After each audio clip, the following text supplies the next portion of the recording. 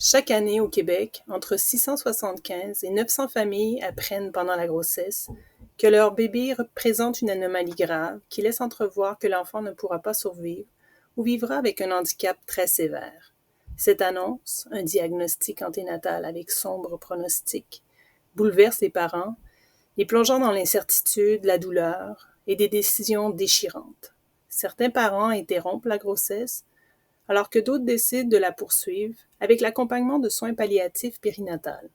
Dans ce contexte, les soins palliatifs représentent une option qui peut répondre aux besoins de certains parents en offrant un accompagnement humain, respectueux et centré sur leur expérience. Mais qu'est-ce que cela signifie concrètement pour les parents de poursuivre une grossesse dans de telles conditions? Sur quelles ressources de soutien peuvent-ils s'appuyer?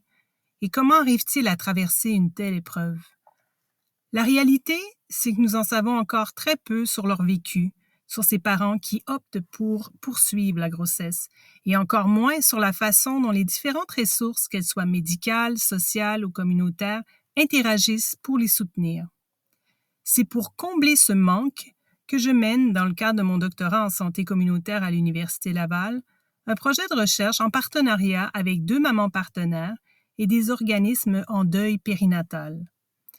Ensemble, nous voulons mieux comprendre le parcours des parents qui poursuivent leur grossesse malgré un sombre pronostic.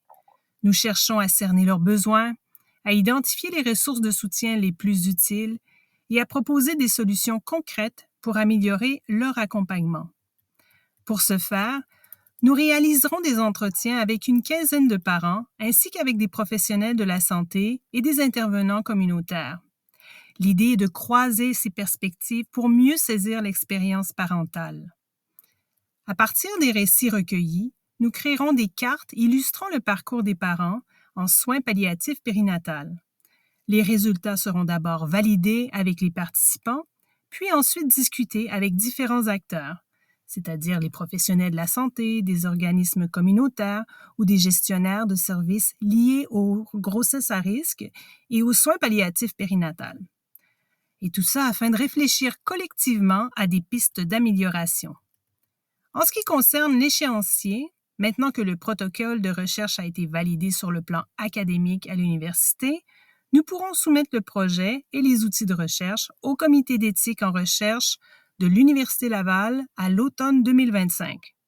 La collecte de données pourra commencer dès l'approbation et se poursuivra en parallèle avec les analyses jusqu'en automne 2026. L'année 2027 sera consacrée à l'analyse finale, aux réflexions collectives, la rédaction et la diffusion des résultats. La remise de ma thèse est prévue pour l'automne 2027. Ce projet vise donc à faire entendre la voix des parents et à renforcer la coordination entre les ressources médicales, sociales et communautaires. En résumé, écouter et intégrer la voix des parents, c'est, selon moi, la clé pour développer des soins palliatifs périnataux plus inclusifs et solidaires et contribuer à une vision de la santé durable qui englobe non seulement la personne malade, mais aussi sa famille et sa communauté.